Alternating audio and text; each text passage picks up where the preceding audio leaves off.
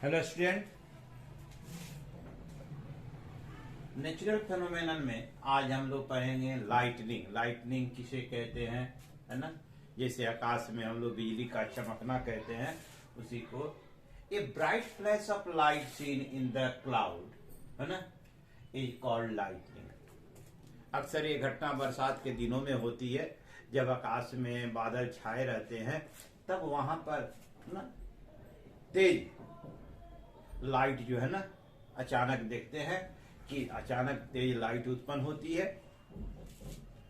तो ये कैसे होता है? लाइटनिंग क्या है? लाइटनिंग एक इलेक्ट्रिक डिस्चार्ज है which takes place in atmosphere between a positively charged clouds। आकाश में जो बादल छाए रहते हैं, है ना, तो वे बादल जो है रबिंग के चलते यानी फ्रिक्शन के चलते उनमें चार्ज उत्पन्न हो जाता है, और उन्हीं अपोजिटिवली चार्ज यानी कि पॉजिटिव और निगेटिव चार्ज के बीच में जब है ना एकाएक इलेक्ट्रिक है ना डिस्चार्ज होता है, तो बहुत तेज रोशनी के साथ यह जो है ना डिस्चार्ज टेक्स प्लेस होता है, इलेक्ट्रिक स्पार्क होता है ना। तो उसी को हम लाइटनिंग कहते हैं। क्लाउड क्या है? क्लाउड एक विजिबल मास है कॉन्डेंस वाटर का। हम जानते हैं कि हमारे एटमॉस्फेयर में वाटर वेपर होते हैं, और यह वाटर वेपर जैसे जैसे ऊपर की ओर जाता है टेम्परेचर कम होते जाता है, जिससे कि वह कॉन्डेंस होते जाता है। कॉन्डेंस होते होते वह छोटे छोटे ड्रॉपलेट में कन्वर्ट करता है, और ये ड्रॉपलेट धीरे धीरे एक है ना मिलकर एक बड़े ड्रॉपलेट, जिसे हम है ना क्लाउड कहते हैं।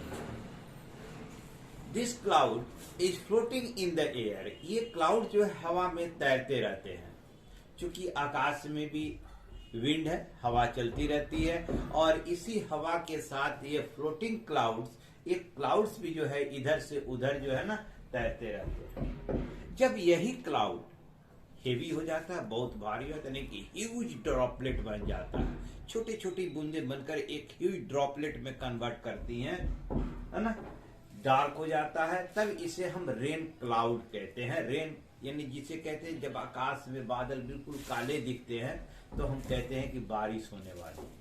एक्चुअली उस क्लाउड को है ना, उस रेन क्लाउड को हम लोग स्टॉर्म क्लाउड के नाम से जानते हैं।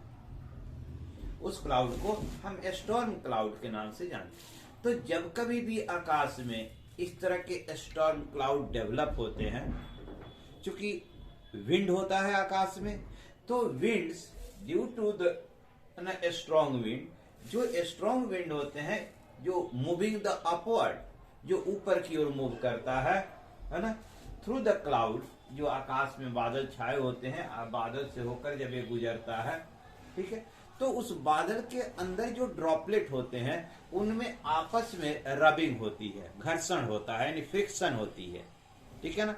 और हम जानते हैं कि फ्रिक्शन से, रबिंग से क्या उत्पन्न होता है? इलेक्ट्रिक चार्ज उत्पन्न होता है, ठीक है ना।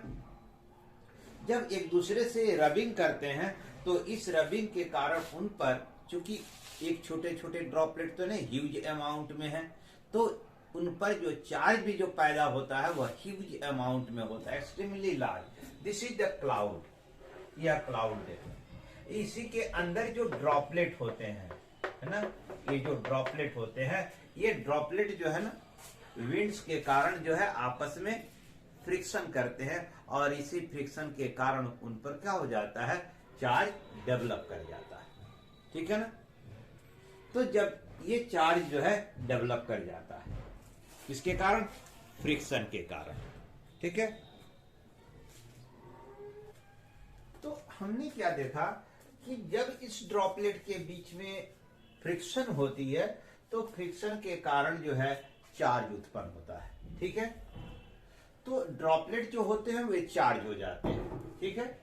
तो जो उसमें हल्के ड्रॉपलेट होते हैं वे पॉजिटिवली चार्ज हो जाते हैं, क्योंकि पॉजिटिवली चार्ज ड्रॉपलेट हल्के होते हैं, है ना, हवा के साथ ही एक क्लाउड के अंदर ऊपर की ओर उठ जाते हैं, ठीक है।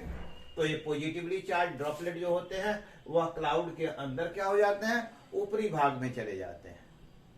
और जो लार्ज ड्रॉपलेट होते हैं दे एक्वायर्स द नेगेटिव चार्ज, उनके ऊपर जो है नेगेटिव चार्ज आ जाता है। चूंकि ये हेवी होता है, भारी होता है, इसलिए क्लाउड के निचले पार्ट में आ जाता है। ठीक है, यह friction continuously going on with the wind, हवा के साथ जो है, चूंकि हवा कंटिन्यूअसली स्काई में मूव करती है, विंड है, कंटिन्यूअस विंड है, तो जिसके कारण यह फ्रिक्शन भी कंटिन्यू करता है। और इस कंटिन्यूएशन के कारण यह जितना ही फ्रिक्शन होगा, धीरे धीरे एक्युमुलेशन ऑफ चार्ज बढ़ता जाएगा। यानी ऊपरी भाग में पॉजिटिव चार्ज का एक्युमुलेशन होगा और निचले पार्ट में नेगेटिव चार्ज का एक्युमुलेशन होता चला जाएगा। एक स्थिति आती है जब ऊपर और नीचे जो एक्युमुलेशन है पॉजिटिव चार्ज का एक्सट्रीमली लार्ज हो जाता है, काफी अधिक हो जाता है। इतनी अधिक हो जाता है कि इन दोनों के बीच में जो एयर होता है उससे यह इलेक्ट्रिसिटी यानी करंट पास करना शुरू कर देती है। जब ये करंट पास करना शुरू करता है तब ये क्या होता है, यानी कि वैसी दशा में हम यहां पर यदि कहें the air is no longer become the non conductor, चूंकि हम जानते हैं हवा क्या है, नॉन कंडक्टर है, तो चूंकि यहां पर इतनी अधिक हो जाती है कि हवा भी उसको इंसुलेट नहीं कर पाता है, इससे होकर जो है इलेक्ट्रिसिटी फ्लो कर ले जाती है। तो जब ये पॉजिटिव और निगेटिव चार्जेस जब एक दूसरे से टकराते हैं, मिलते हैं, है ना, तो एक इंटेंस स्पार्क होता है, एक इंटेंस स्पार्क होता है। और इस स्पार्क फॉलोड बाय लाइट, यह स्पार्क किस रूप में, एक फ्लैश ऑफ लाइट के रूप में होता है। क्योंकि लार्ज एक्युमुलेशन होता है, इस पर जो वोल्टेज होती है इलेक्ट्रिसिटी की, यह कई लाख में होती है।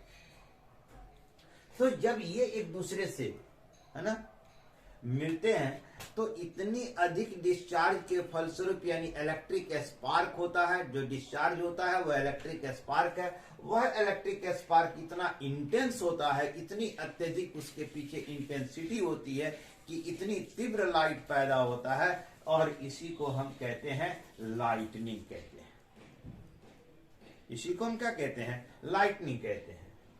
ठीक है, तो ये इलेक्ट्रिसिटी क्योंकि अपने नियर बाई एयर जो होता है, जो आसपास की हवा होती है, वह भी क्या हो जाती है, उससे होकर इलेक्ट्रिसिटी फ्लो करने लगती है। ठीक है, इलेक्ट्रिसिटी फ्लो करती है। तो जब भी कहीं स्पार्क होता है, जैसे आप देखें घरों में बिजली का सॉकेट वगैरह होता है तो कहीं स्पार्क होती है, तो ये स्पार्क के फलस्वरूप इतनी हीट पैदा होती है कि प्लग जो है जल जाता है। वायर जो है, वायर की जो कवर होती है, प्लास्टिक कवर, वो गर्म होकर मेल्ट हो जाता है। बिजली के खंभे पर देखिए, वहां भी देखिए, तो है ना, क्या होता है, जब कहीं वायर लूज होता है तो टकराता है, तो वह क्या होता है, स्पार्क करता है। यदि तेज हवा चल रही हो और बिजली के तार जा रहे हैं ऊपर खंभे पर लटका हुआ, तो दोनों तार जब आपस में टकराते हैं तो देखें वहां पर जो है स्पार्क होता है। ठीक है, तो ये जो है स्पार्क, तो ये छोटे छोटे अमाउंट पर स्पार्क है। यही स्पार्क लार्ज स्केल पर स्काई में होता है। तो वहां एक छोटा सा स्पार्क आपको दिखता है तो उसमें लाइट दिखती है, तो सोचिए कि लार्ज स्केल पर जहां पर, है ना, लाखों वोल्टेज की स्थिति होती है, वहां पर यह स्पार्क जो है लाइटनिंग कहलाता है। ठीक है, तो इस स्पार्क के कारण हीट पैदा होता है। यह इस हीट से क्या होता है, नॉट ओनली द एयर, इसके अंदर जो एयर है घिरा हुआ, not only the air but the air near by, आसपास की जो हवा होती है वह गर्म होकर एक्सपेंड करती है ना, हीट एक्सपेंड रैपिडली, वह तेजी के साथ क्या होती है, एक्सपेंड रैपिडली, एक्सपेंड रैपिडली, बहुत तेजी के साथ एक्सपेंड होती है, तेजी के साथ जो है ना एक्सपेंड होती है, and producing A loud sound, and producing A loud sound. है ना, एक तेज ध्वनि उत्पन्न होती है, प्रोड्यूसिंग ए लाउड साउंड। तो जब भी हम प्रोसेस में देखें, ए लाइटनिंग यूजुअली, है ना, occurs within the cloud in the sky, ठीक है ना। तो आकाश में यह लाइटनिंग होती है, प्रायः हम देखें तो यह लाइटनिंग आकाश में भी होती है, ठीक है। तो अक्सर हमने देखा होगा कि आकाश में लाइट, फ्लैश ऑफ लाइट पहले दिखती है एंड साउंड जो है बाद में सुनाई देता है। इसी प्रोड्यूसिंग साउंड, लाउड साउंड को दी produced loud sound is called thunder। इसे हम क्या कहते हैं? थंडर कहते हैं, ठीक है ना। इसी को क्या कहते हैं? थंडर कहते हैं। The produced loud sound is called thunder। उसी को हम थंडर कहते हैं, ठीक है। अब एक चीज यहां पर जानने की है, ये तो हमने देख लिया। तो अक्सर देखते हैं कि लाइटनिंग, एक क्वेश्चन एराइज होता है, lightning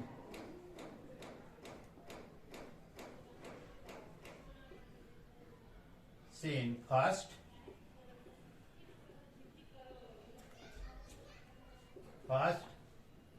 and thunder heard later। यानी हम देखें, क्वेश्चन एक राइज होता है कि लाइटनिंग पहले दिखाई देती है और जो थंडर यानी कि बिजली के गड़गड़ाहट की जो आवाज होती है वो हमें बाद में सुनाई देती है। ऐसा क्यों? ऐसा इसलिए, है ना, the speed of light, speed of light in air is about 3 lakh kilometre per second, ठीक है ना। 3 लाख, है ना, 3 lakh kilometre per second, 3 lakh kilometre. The speed of light in air is 3 lakh kilometre per second, whereas speed of sound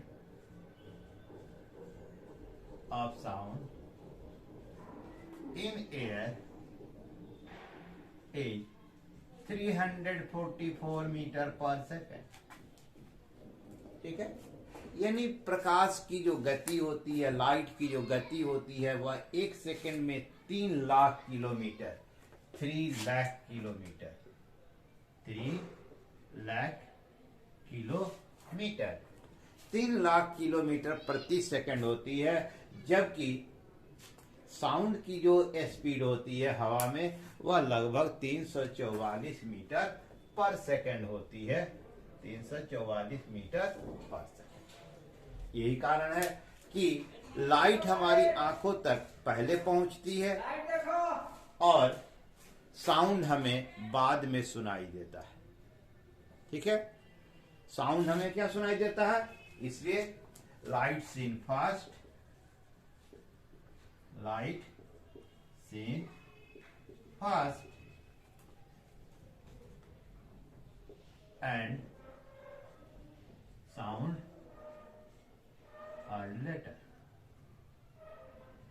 listen later। ध्वनि हमें बाद में सुनाई देती है। ये क्लियर, ठीक है।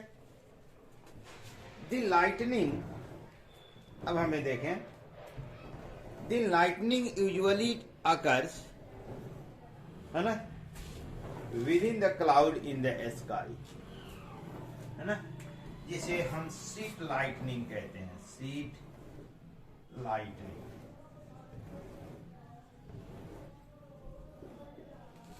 सीट लाइटनिंग, ठीक है। दी lightning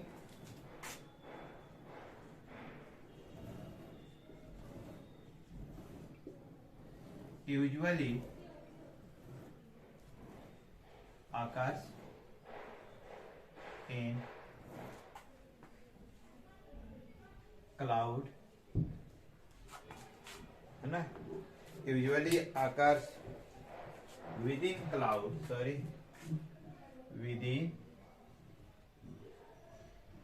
within cloud in sky is called sheet lightning. इसे हम शीट लाइटनिंग कहते हैं, ठीक है। एक और लाइटनिंग होती है which occurs between the cloud and the earth, ठीक है ना। इसे कहते हैं fork lightning, fork lightning. The lightning, है ना, occurs between the, है ना, between the earth and the cloud, between the cloud and the earth is called fork lightning. इसे हम फॉर्क लाइटनिंग के नाम से जानते हैं। It clear? इसे हम फॉर्क लाइटनिंग के नाम से जानते हैं, ठीक है। तो बच्चों, हम लोगों ने आज जाना कि लाइटनिंग कैसे उत्पन्न होती है ना, आकाश में यह लाइटनिंग कैसे उत्पन्न होती है, किस तरह होती है, ठीक है। पहले हमें लाइट दिखाई देता है, बाद में ध्वनि सुनाई देती है। जो गर्जना होती है आकाश में, वह गर्जना कैसे उत्पन्न होती है? क्योंकि अचानक जब हवा अचानक जब एक्सपेंड करता है तो इसके कारण उसमें ध्वनि उत्पन्न होती है। जैसे शीट लाइटनिंग, जब यह लाइटनिंग विद इन क्लाउड्स, आकाश में जब क्लाउड्स के अंदर होता है तो इसे शीट लाइटनिंग कहते हैं। जब आकाश और पृथ्वी के बीच में, यानी कि क्लाउड और पृथ्वी के बीच में लाइटनिंग होती है तो इसे फॉर्क लाइटनिंग कहते हैं। अक्सर हम लोग जो सुनते हैं बिजली का गिरना, है ना, ये फॉर्क लाइटनिंग है। जो हम लोग सुनते हैं ये, है ना, इस पेड़ पे, इस घर पे बिजली के गिरने के, या अक्सर आप न्यूज में सुनते हैं कि ठनका किसको कहते हैं? अपनी भाषा में हम लोग ठनका कहते हैं। तो ठनका इसी लाइटनिंग को कहते हैं। ठनका के गिरने से जो है ना, लोग जो है, इतने लोग मारे गए, है ना, इतना नुकसान हो गया, कई पेड़ जल जाते हैं, तो इसके कारण होता है। अगले वीडियो में हम लोग concept of electric charge in the cloud, है ना, ये कॉन्सेप्ट जो electric charge in the cloud, ये कैसे आता है, कहां से आता है, इसे बेंजामिन फ्रैंकलिन ने बताया था। इसके बारे में हम लोग अगले वीडियो में चर्चा करें।